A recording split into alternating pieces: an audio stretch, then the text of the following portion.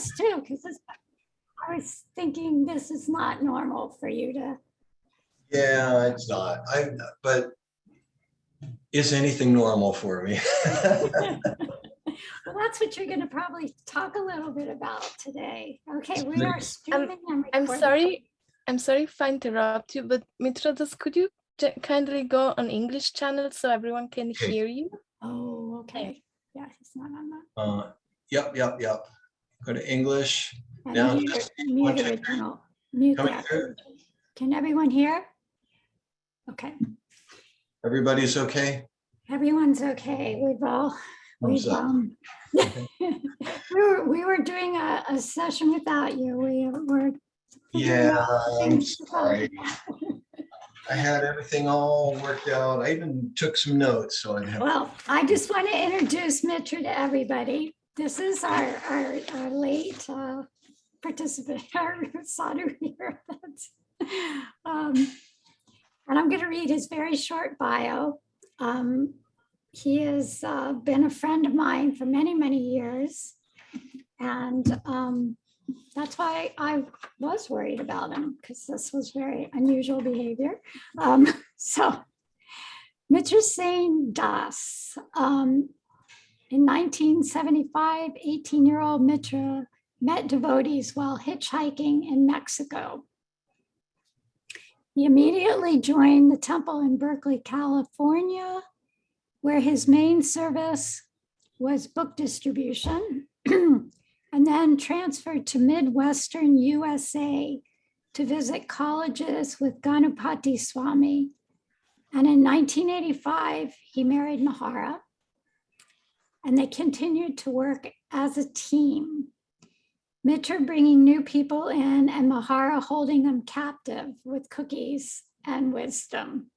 So yes, this has been their strategy for making devotees over the years, and they've been very successful. And I'll let Mitra maybe elaborate about some of their projects that they did together. But we'll start with asking you, Mitra, if you could just,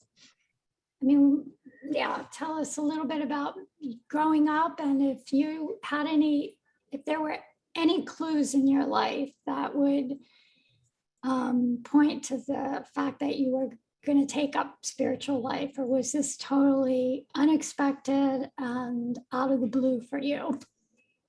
Okay, what is our time? I know it's late. Yeah, so we're gonna have, usually we go to about 11:30, 11:35, and then open up for questions. 11:30, 11:35. You mean 12:30, 12:35? Yes, 12:30, yes. Oh, we've got to go really quick. Okay, I was born in Hawaii, and the first things I remember were just really everybody smiling and lots of flowers, and everywhere I looked was green and beautiful, or else out to the ocean it was blue and beautiful. And one of the first things I remember was riding in an outrigger canoe and being like, I don't know, 3 years old or something, and all of these shiny brown people were paddling and looking at me and smiling, and we caught a wave and it went fast and it was just fun, and so that was like the life I grew up around. And then like we'd go and visit these things called grandparents that were really nice and really liked me, and cousins and uncles, and wherever I went, I just remember my mom would walk into a store with me, and everybody in the store would just look and smile, and it was great. That just seemed like, okay, this is a pretty good deal. And as I got older, it was still beautiful and green, but then I had to go to school and took on, I had to do assignments and stuff. And even then we would look at the photo albums and look back at when we were 3 and 4 and say, that's that's when life was good. That was good. Really missed that. And I remember being 9 years old and thinking, well, this is pretty good. And 9 is sort of like 4. It's like, you know, if you make a 4 and then you close up the top, and it's 9. And so it's still, but anyway, the family fell apart. Dad was, he was pretty active. He would come home from work once in a while, and usually he'd come home really late. It was rare that we got to sit with him at dinner. He said, I'm out fighting lions all day. And he would draw pictures for us. He was a really good artist, but mostly his art was finding other women. And my mom didn't really like that. And so they got divorced, and then we had to move to California, which from Hawaii just seemed like the most awful place to be. California, which is also, wasn't a bad place of all the places we could have moved to. So I was 11, and then just kind of turned into, from that, teenage wasteland where I just wasted a lot of years with just becoming dissatisfied, non-appreciative, angry at everybody, and just smoking a lot of marijuana and drinking a lot of beer, and just not really growing or doing anything. And after a while I noticed I'm not talking to people much. I just kind of became very introverted, and that felt it felt really awkward. And so I was trying to break out of that and trying to find, I don't know if I was even trying to find myself yet. I was just like, this isn't very good. I need to learn how to talk to people. And so I would go on long hitchhiking expeditions. So I'd be around different people so they wouldn't know how weird I was, because I just thought I must be really weird. And so I would just like invent these long conversations and things to talk about, but wasn't really going very deep. And then, one of those expeditions was going down to Mexico, and on the way, I stopped in San Diego, and sitting out in the park with all of the other people that were like me, teenagers, early 20s, throwing frisbees, playing guitars, smoking, and so I met some people, and they were like, yeah, we're gonna go smoke some weed. And one of them said, yeah, but we're gonna go to the temple first because they got free food on Sundays. And so I went to the San Diego temple, which was painted really wild colors, and it had banana trees out front. And I thought that was nice. And we went inside, and it was it was the Sunday before Columbus Day. So just was that last week was my anniversary of first visit to the temple.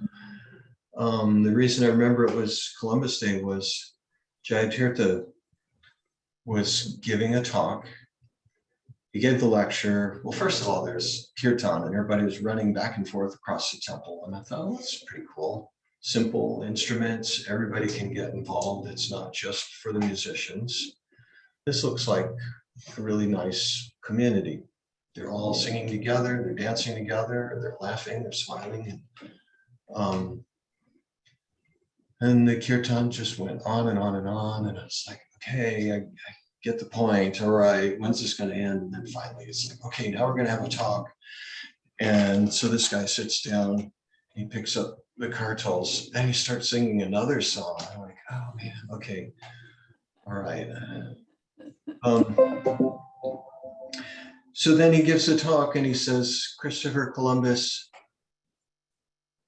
discovered America. America existed before that, but he just came in and claimed it for Spain. And in the same way, we throughout life claim so many things for ourselves. All of the materials are existing, the wood, the stone, the mortar, and we make buildings and we claim that they're ours. We're just moving things around. And then we claim that they are ours. And so I thought, well, this is pretty cool. I like this. We come into the world with nothing and we leave the world and nothing goes with us. So what are we really? And I thought, yeah, that's kind of cool. I like that.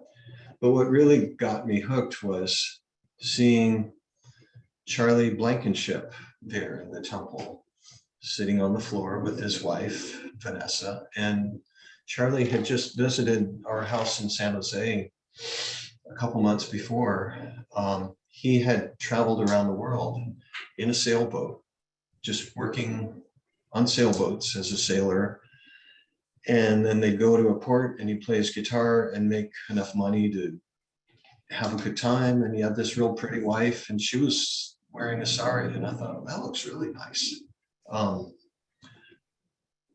And so when the lecture was over, it was time for the feast. I sat and talked with Charlie and he said, he invited me, come stay at my house right on the beach. And so that's where I started reading Bhagavad Gita. And I did eventually make it to Mexico, if anyone's worried. Made it to Mexico, just walked around a little bit and then walked back. And so Charlie loaded me up with his Back to Godhead magazines, and then I hitchhiked on home with the plan. I'm going to enjoy the material world for 2 months and then move into the temple. And so that's what I did. Let's see, where do you want this to go? Is there, I know I'm supposed to say something really. Yeah, well, just, yeah, so you had 2 months of trying to enjoy before you gave that up. How'd that go for you?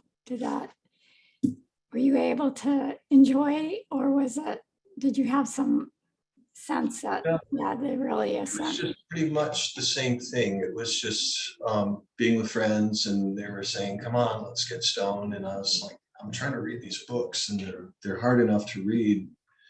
And they would look at the pictures and say, wow, man, whoever painted that, they're smoking some good stuff. And they just kept pushing me. And after a while, it was like, this isn't getting anywhere. So I didn't make it for the whole 2 months. I ended up asking my mom. She gave me a ride up to the freeway entrance where I just stuck my thumb out and caught a ride. To the temple. Yeah, and that Cool. went pretty good. That was one thing when I tried chanting, and the idea was you chant and your life just gets arranged. Yeah, I wasn't thinking of chant and be happy. It was like chant and your life gets arranged for you. And I was finding that when I was hitchhiking, a lot has to do with just your attitude. If you're getting grouchy and impatient, it's like you never get a ride. But as soon as you're just calm and okay, whatever's coming my way,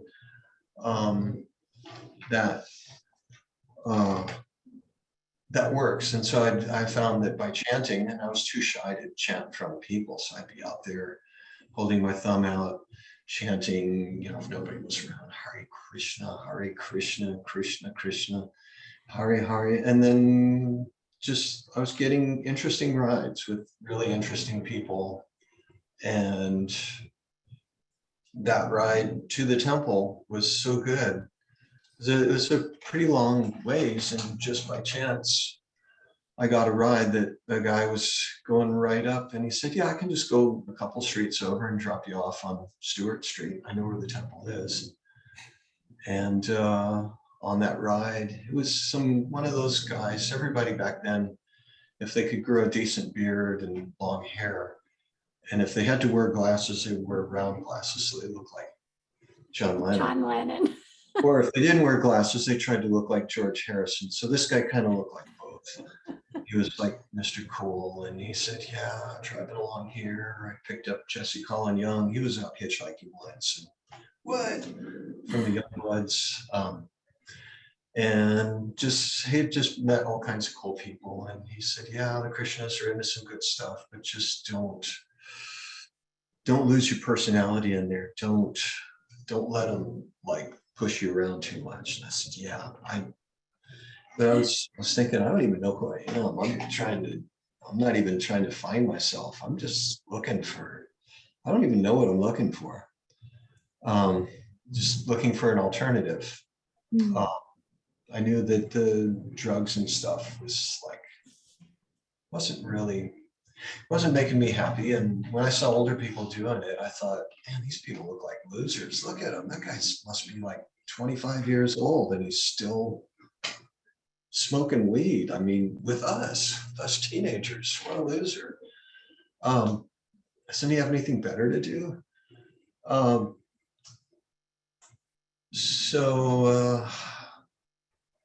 Anyway, yeah, the first day I walked in and Haripad greeted me at the temple. And he was great big smile and welcoming and asking a lot of questions. And later on, I figured out, okay, he's just trying to figure out if I'm addicted to drugs, addicted to smoking, if I have any mental imbalance, and okay. But it was good. He gave me a very disciplined format. Every morning we wake up at 3 o'clock, and he introduced me to the cold shower. He said, 3 o'clock in the morning.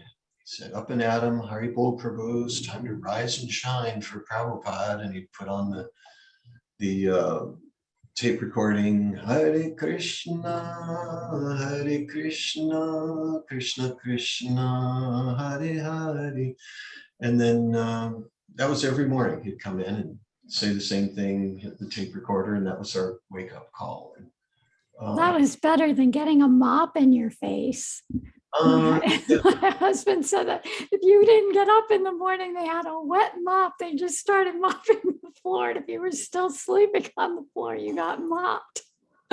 Yeah, so I had a pretty good introduction, and Haripad was really good at that. So we walked over to the shower, and he asked,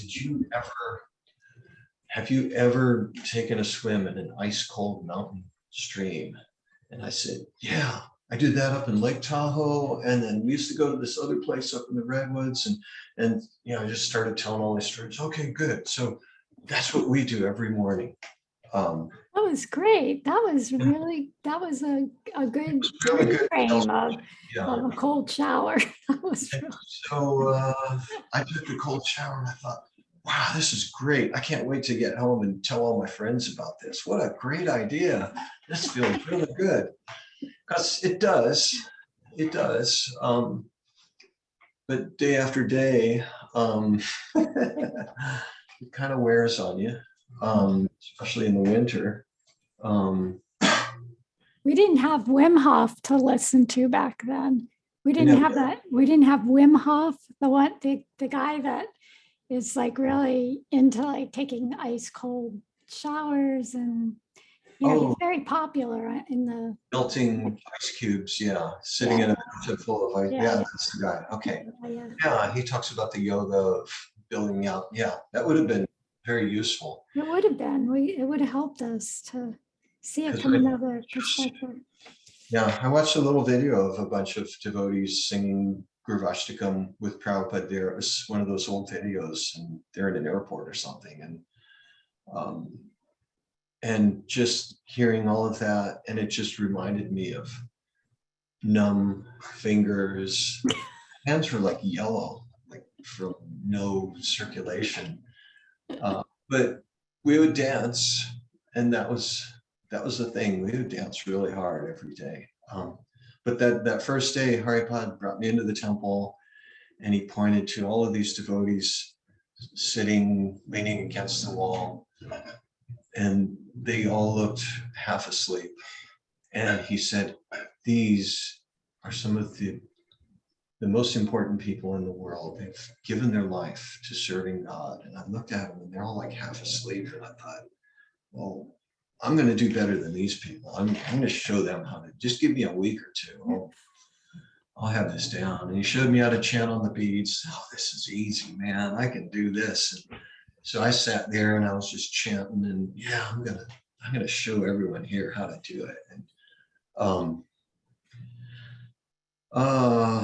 so that went pretty good. And singing the songs in the morning, he handed me the songbook, and it's like, okay, cool. This is just like, it's the same. The alphabet is the same for the Hawaiian alphabet. So I could recite the Bengali and the Sanskrit real easy. It's like, oh man, I'm digging this. This is fun. Okay, so there we go. I got that much. Now you're supposed to ask. Yeah. So you're. It seems like your motivation for coming to Krishna was just looking for something. Your life was just kind of, not very inspiring to you. It sounded like, and you got tired of the, just the hanging out and getting stoned, and that just, it wasn't. They thought there must be something a little bit more to this, and so it was an alternative that made sense to you. You heard a class, and there were some lines in it that you really resonated with, and I can get behind this, and so you kind of just tried it out. You were trying it out. That's what it sounds like.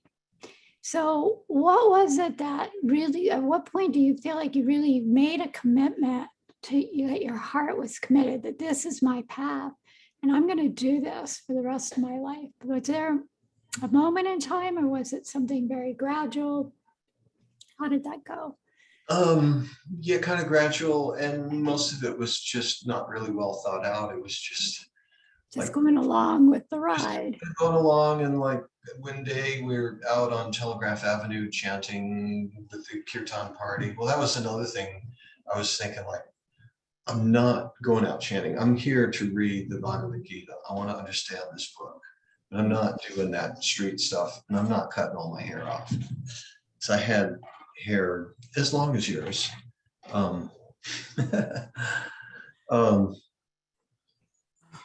But the very first day, Haripad, welcomed me and showed me around and fed me and everything. And then he said, we're going to go out chanting tonight because there's a Crosby, Stills and Nash concert right up the road. And I said, well, I'm not going to do that. And he said, okay, all right. But, it's Crosby, Stills and Nash. And everybody's going. We're all going to it. And I don't know, somehow he just kind of gently talked me into it and said, well, all right, I guess so much for my commitment not to go out. So the very first day I was out on the street chanting and just thinking, okay, maybe I'll see some of the band and maybe I'll be able to go in somehow. But no, I was with the devotees, and it was like, there we are. And there's everybody else. All of a sudden, I'm in the ring with these people. I'm not the guy watching the devotees chanting. I'm one of those people there. But I still had my hair. And so the next few days, we went out, and okay, that's what we do. All right, I guess so. It's good to be outside. And,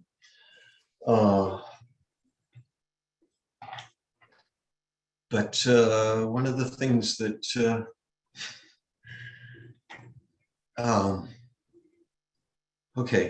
devotees wouldn't talk about anything but Krishna. And that was, so like the only conversation they could have was, how did you happen to join? And so that's all anyone would ever talk with me about. They wouldn't talk about, what I was doing before. I was like, oh, don't want to hear that.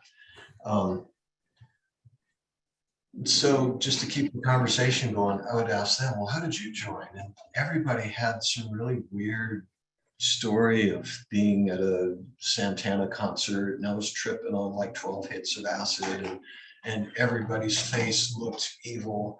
And then the devotees appeared and they looked pure and lit up.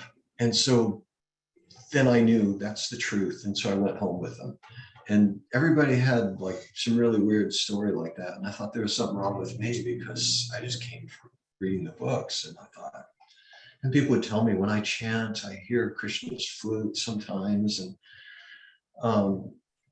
everybody seemed like they had taken a lot more LSD than me. And I thought maybe something was wrong with me. I hadn't taken enough. Huh? Yeah, I was missing something. But then one day we were out on the street and I had my long hair all tied back, and this guy on the street was talking with me, and he said, I see you every day. Don't cut your hair off. I want to be able to tell you apart from all of the others. And the guy who had joined from the 12 hits of acid at the Santana concert, he just was listening and looking really peaceful, and he had his shiny light bulb head. And he just like really peacefully, he asked that guy, have you ever felt the sun shining on a clean shaven head? And the guy said, no, I haven't. He said, you're really missing something. And so that's what convinced me. I was only 18, I wasn't like really deeply philosophical. But the idea of having an experience, just like the cold showers, that Haripad was able to make it sound like, wow, it's like, diving into this wonderful Lake Tahoe or whatever, and that got you. So for Mitra's, I can tell you a little bit about his personality type.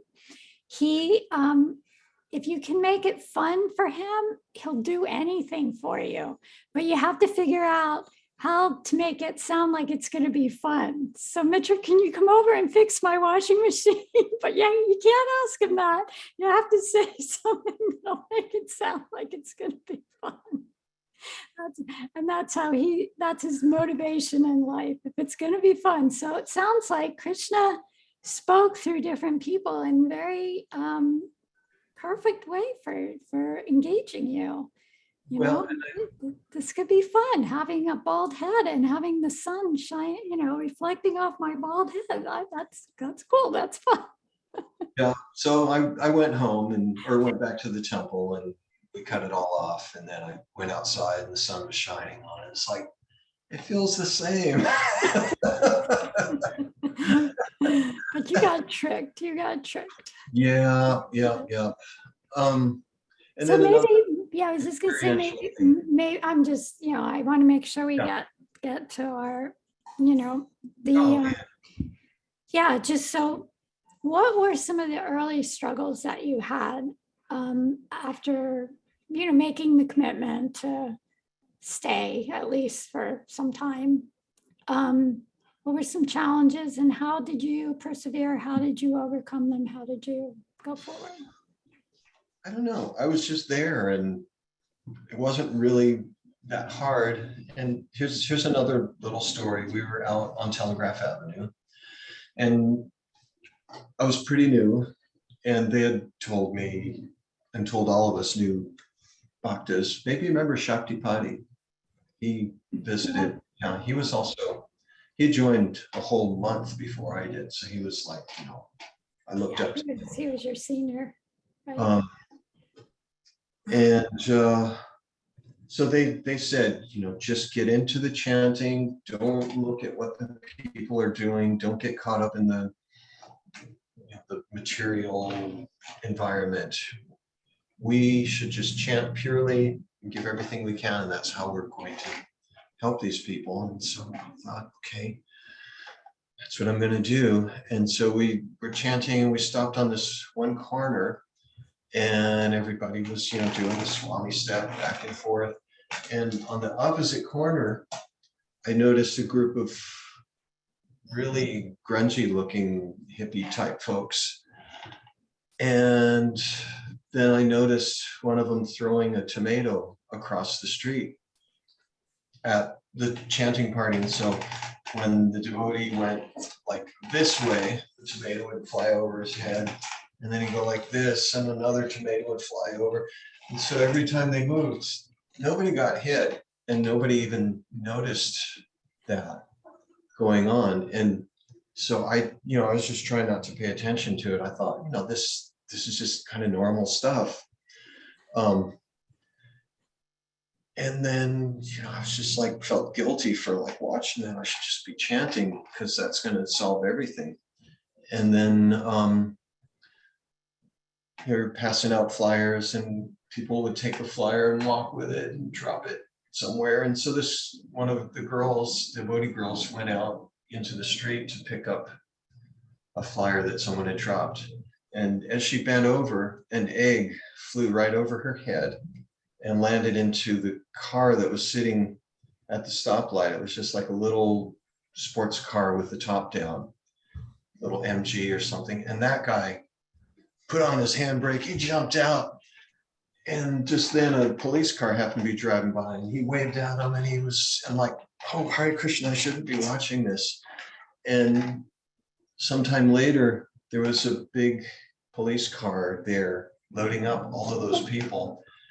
And I went back to the temple with everybody. Nobody said anything about it. I don't know if anybody noticed it, but I just kind of felt like, okay, if I have any obstacles, if I have any problems, Krishna's gonna take care of it. so long as I'm dancing, it's just gonna go right over my head. And it's been pretty much like that. I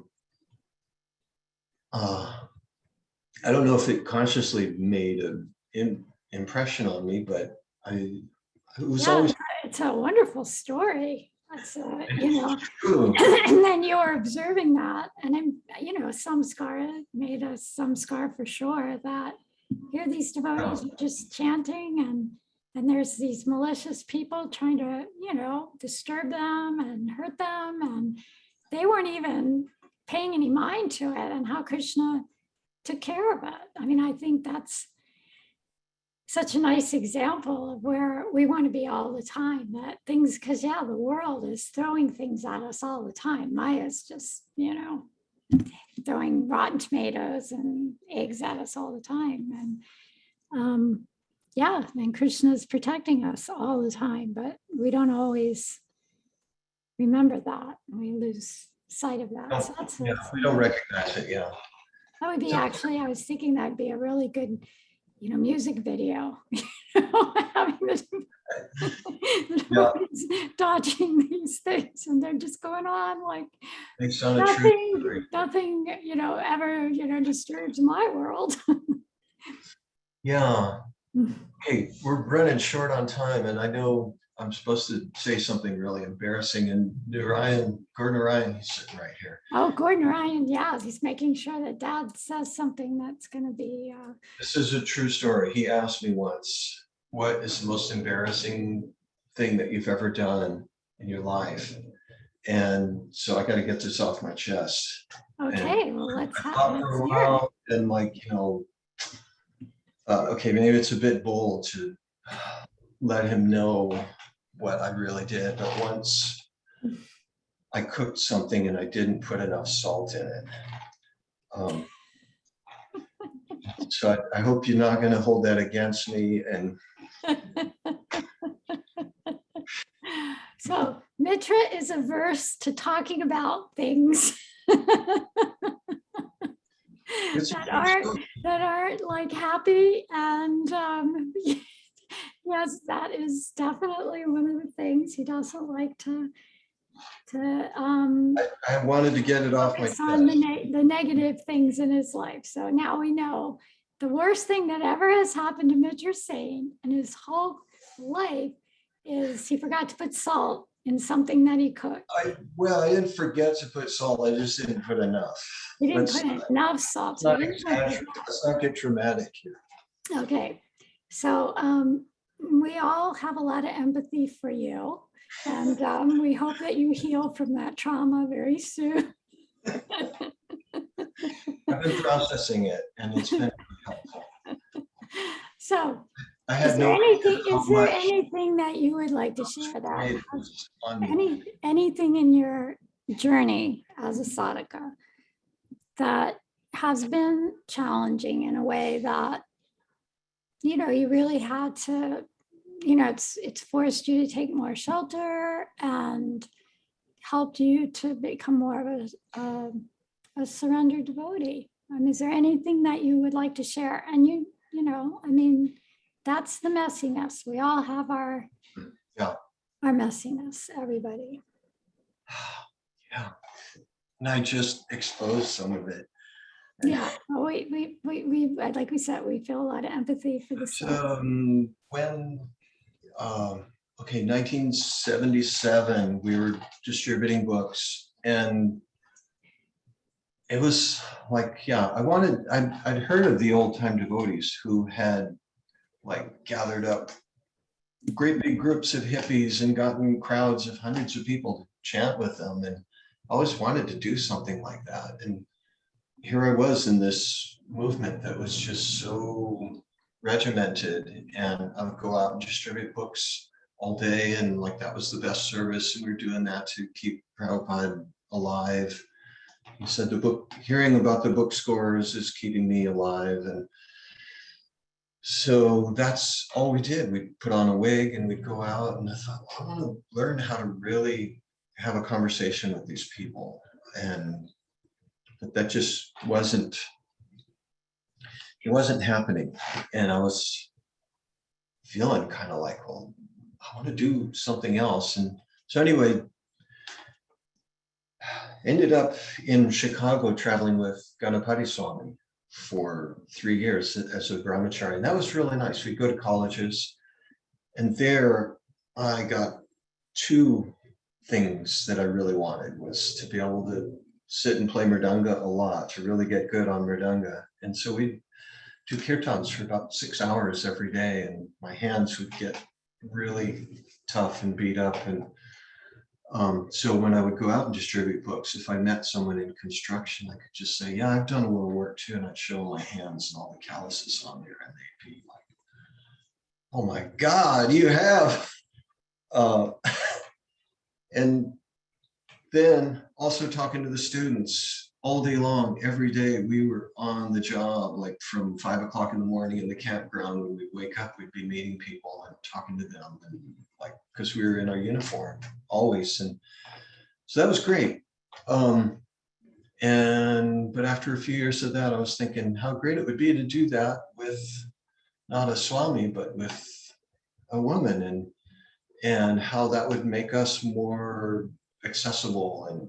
And so then we got married, and found Mahara, and that just all fell into place. Again, it wasn't really very well thought out. It just kind of happened. And people throwing eggs at you and tomatoes, and you were just dodging them, and just happened to be moving the right way. And then there we go. And okay, this looks like it could work. And okay, let's get married, and let's start having kids right away too, because we didn't really think that one through either, like waiting like until we get enough money together or a place to stay. It was like, oh, let's have a kid. And and so that's kind of how we do a lot of things. We just go and let's go open a temple, okay, and just go somewhere and see what happens. And some things you just spend too much time thinking through. But then after doing that a few times, then you can plan things out better.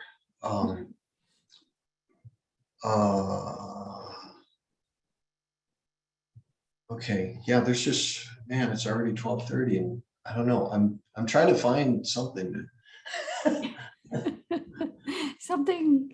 Messiness. There's a bunch, but I got to work up to it, and then sorry. No, I know, it was kind of like, and it's all, well, the messiness was, I was supposed to be here an hour ago. I'm sorry. But we're going through the messy movingness, and Yeah.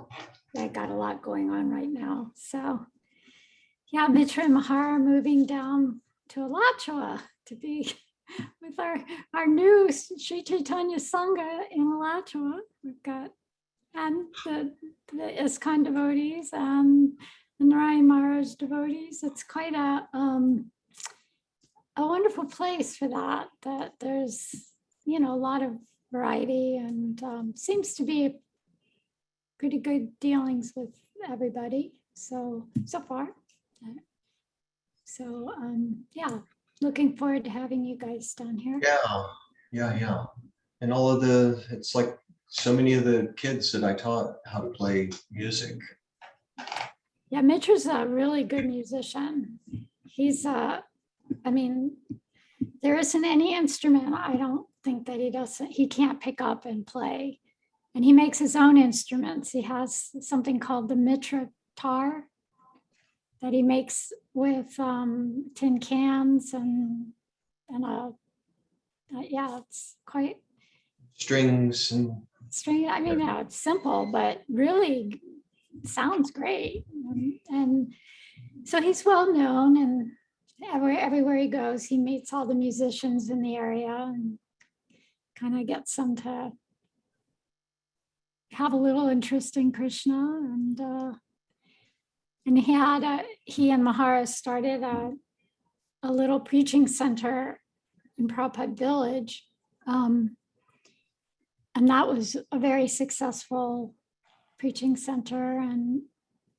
And they would invite Guru Maharaj to come, and he wasn't allowed to go to the main temple because he wasn't in ISKCON.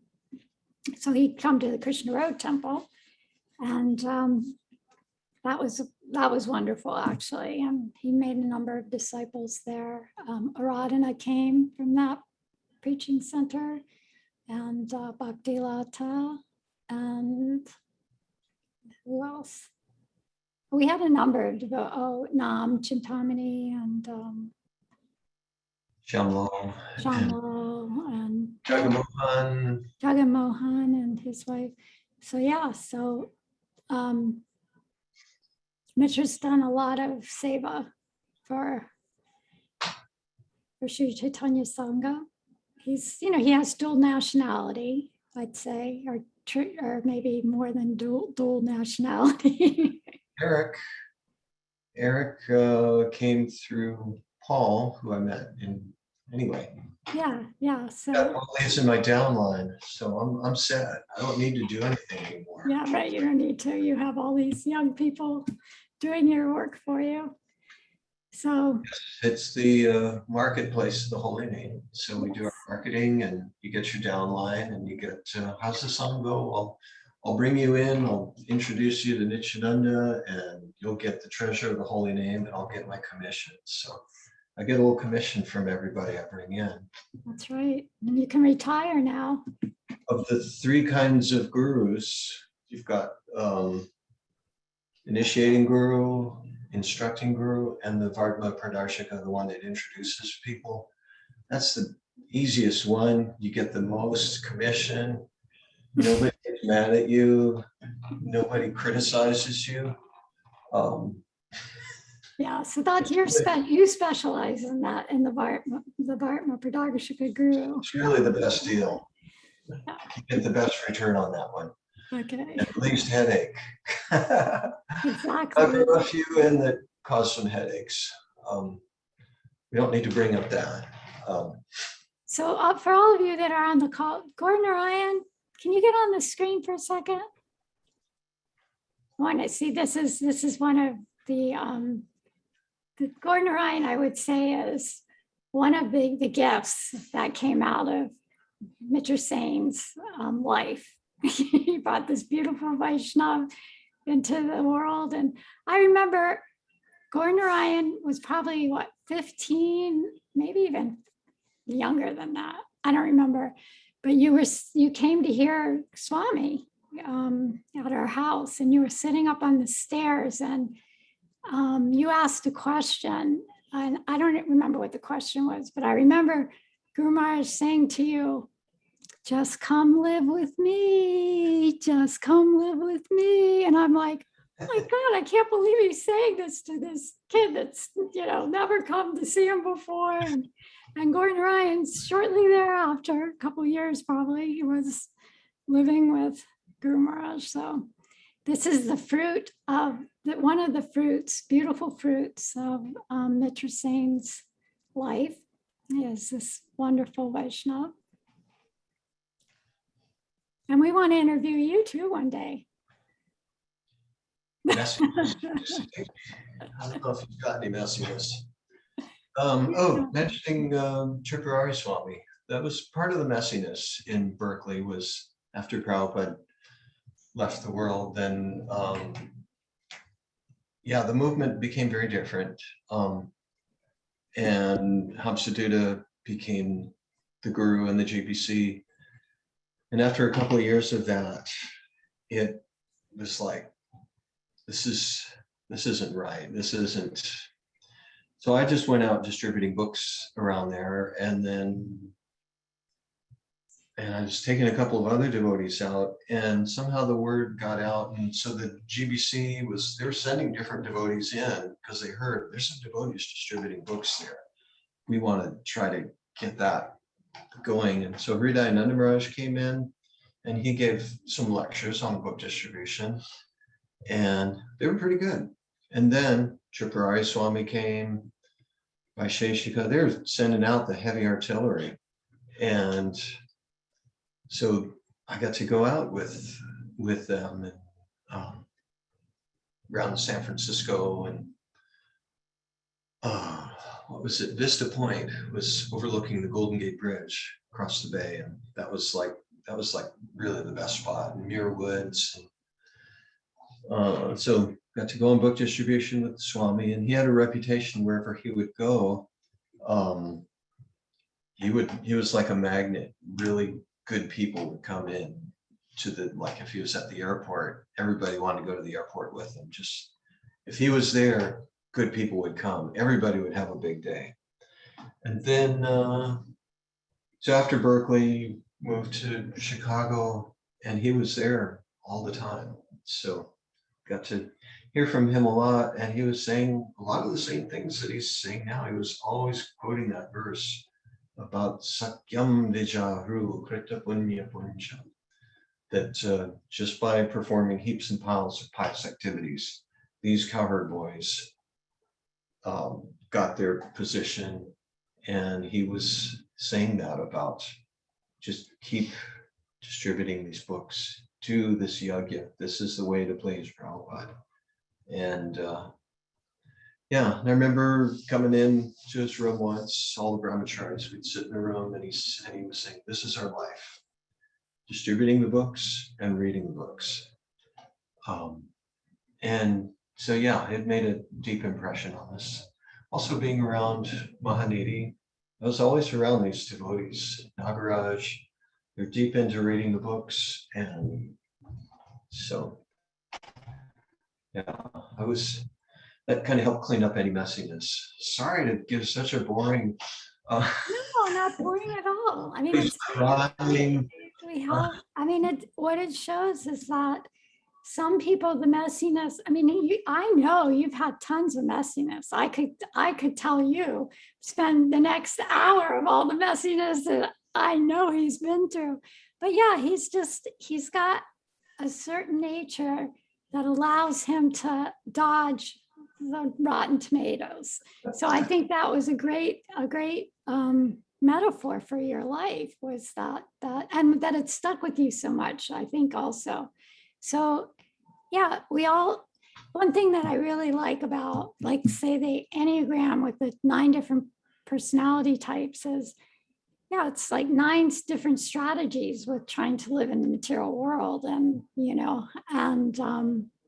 so your type of, it's kind of like, the messiness happens, and like here they're doing our lawn, and picking the worst time of the week to come and do the lawn.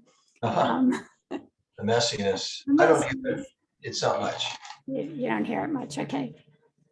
Yeah. So Yeah, So just no different- appreciating. I mean, I think that it's really good because some different, devotees have had experiences and it affected them very deeply in different ways. And so we're all different. And I think that's what you showcased today. And I appreciate, that it's not like everyone has to. I mean, you've had the messiness, but somehow you've let it go, or you've been able to roll with the punches more. That's probably more accurate thing. And so, yeah, it makes life easier. You have a personality style that has allowed you to get through it. I think maybe a little easier. Okay. I yeah. just wonder if anyone has a question that they would like to ask Mitra, because we're getting to the end of our time. Yeah, sorry about that. 9 different strategies you mentioned. So you could use this when you're with some of your clients. You can say there are different strategies for different matages. Okay. Different strategies for different matages. Yeah, they have to be British or Australian. So they different strategies for different strategies. or different strategies for different messages. Yes, he's a punster. That's one of his humor is one of Mitrasena's. That's the messiness. Humor, his music, these are his help him to kind of cope with the messiness, I think. And of course, his spiritual practices. And in bringing new people in, I've found that like most people are not rational. And so you just got to make it like either fun or something that feels good. And yeah. that's how you get them in. And then, yeah, we could sit down and discuss the philosophy, but the main hook is that felt good. Yeah. Having an experience of that. Yeah. So Okay. do you have anybody that would like to ask a question? Any good jokes?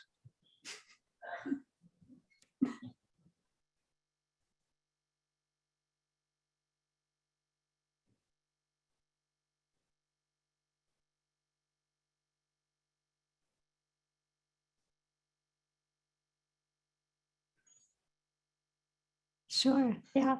Just to let Mitra know that before we had to fill the time. So we had devotees kind of share what they've been getting out of the listening to the talks. Okay. So go ahead, Akra.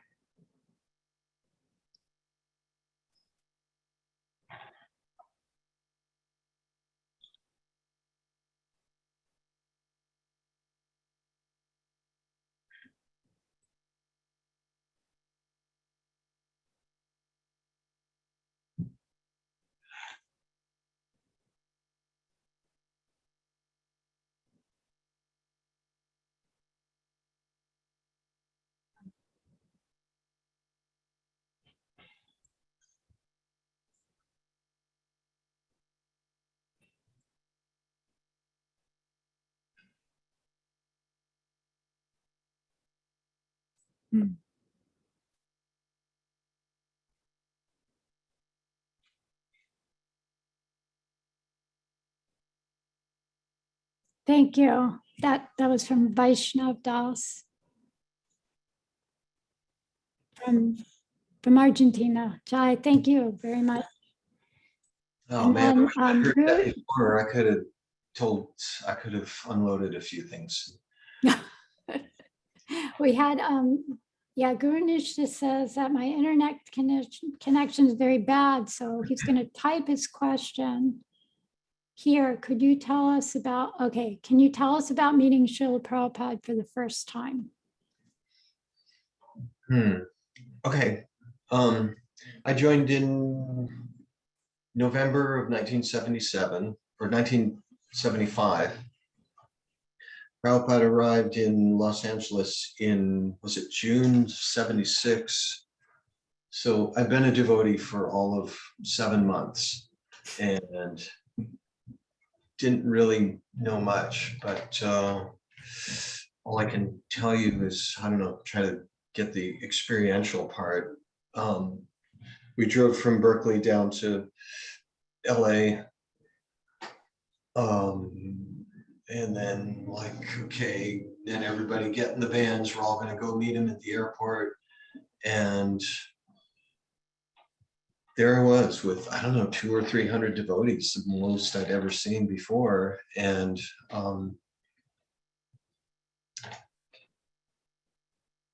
just color and sound and kirtan. And then here comes Prabhupada. And the first thing I thought was like, there's the guy. There he is. He looks like he looks in the pictures. And he had lots of garlands on him with, you know, little tinsel kind of things. And devotees were just running and crying. And then he was coming on down the walkway. And then you got the moving floors, you know, going this way and this way in the airport. Devotees were on the one going this way, and they're just running to be next to Prabhupada. And whatever people in the airport happened to be on that runway, it was just too bad. We're coming through. And then we all jumped back in the vans and raced back to the temple to greet him again. And as he walked in, they had these long trumpets and they had conch shells blowing, and then the ladies were up on the top dropping flowers on Prabhupada as he walked through, and he just kind of was looking really calm and walked in. And then he bowed down in front of the deities really slowly and deliberately, and we all bowed down and did that before the three altars. He got up on the Vyasasan. There's a kirtan. They washed his feet, I guess. I couldn't see. And then they set up a microphone for him. And so the first words I got to hear Prabhupada say was, "So, it is late. We shall take rest." And everyone said, "Jai Srila Prabhupada." And so then the next morning, well, that day, I helped cut up vegetables in the kitchen. Agnidev was the cook. The next morning, Agnidev led Mongol Arctic, and I thought, well, what a nice temple. Even the cook is a pretty good singer. And then Prabhupada came in for the class, and then it was just a big struggle because I couldn't understand a word he said, and I couldn't stay awake, and I was just struggling to stay awake. But one thing that I did catch, it was the Vishnudutas talking to the Yamadutas, with voices like rumbling thunder, and the Yamadutas were asking, "Who are you people?" And the Vishnudutas simply smiled. And so Prabhupada, in his class, he said, "And so the same way, we are going everywhere, preaching about Krishna. We are just like the Vishnudutas. And when people ask, 'Who are you? What are you doing here?' we simply smile."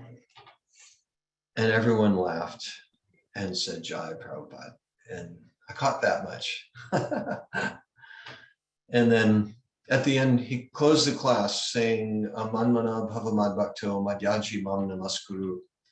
And then he said, "These 4 things, do these 4 things." And then he leaned into the microphone and he said, "I guarantee back home, back to Godhead." And then everyone cheered, and that was it. And cheered, they bowed down, big kirtan, and that was it. That was about all I saw. So I did get to see him. Moment association. Yeah, I know. I'm sure it left really, really deep impression in your heart. Well, one thing I remember when he was walking through the temple room, and I was thinking, I don't know what to think. I don't know what to do. I don't know what to say. And then Haripad leaned over to me and he said, "You're looking at the most important person on the whole planet right now." And I thought, okay, that's good. Thank you. That's really good. I still didn't really know what to do with that, or it was just like, okay, it's important. I'm trying to take pictures in my brain and hold the memory, and I know this is important. Okay. Thank you. Krishna, everyone. So there was a comment here from Bindu Mati Click on it. Dasi. Haribol. Yes, please. Thank you.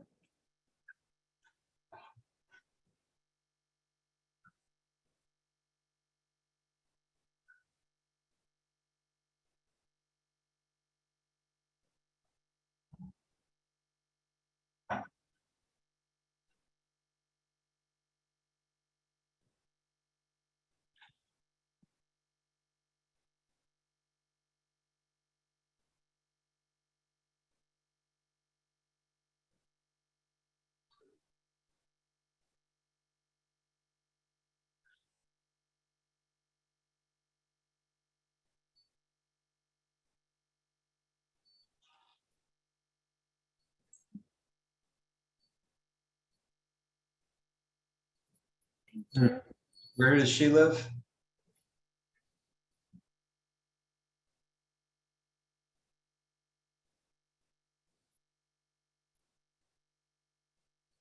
Okay, so I got to travel all over Mexico too. That was fun. It's a big kirtan troupe. Mexico people, Colombia people, everywhere people are nice. I'm still ready to travel if anyone wants to team up with me.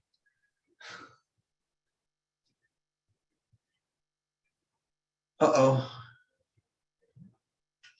Oh no. She's on the wrong channel.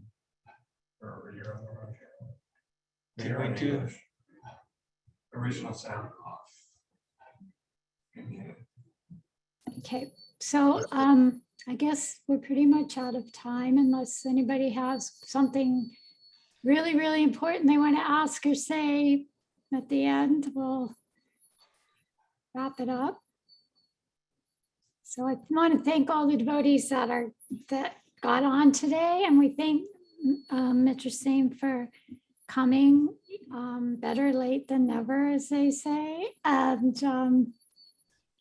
really appreciated hearing your story and what you shared. Yeah, I think whatever we share is valuable, and I appreciated it a lot. So next week, we have, as doing an interview, we have Gopal Nandini. So yeah, so that'll be very, very nice. And then the week after that, I'm going to announce Govinda Dasi will be, and everyone's excited about having the ladies get on. So, all right. Well, thank you so much, all of you. And thank you, Akora, for your translation work. It's invaluable for us to include our wonderful Spanish-speaking devotees. And we'll see everybody soon. And yeah, there are classes, talks being streamed for Guru Maharaj's visit in North Carolina too. So you can check the Sri Chaitanya Sangha for the schedule on there. Jai, Haribo, Hare Krishna. Hello, Hare Krishna. everybody. Haribo. That was fun, Mitra. It was, yeah. That's the only way to do it. Haribo. Hey, Hare Krishna.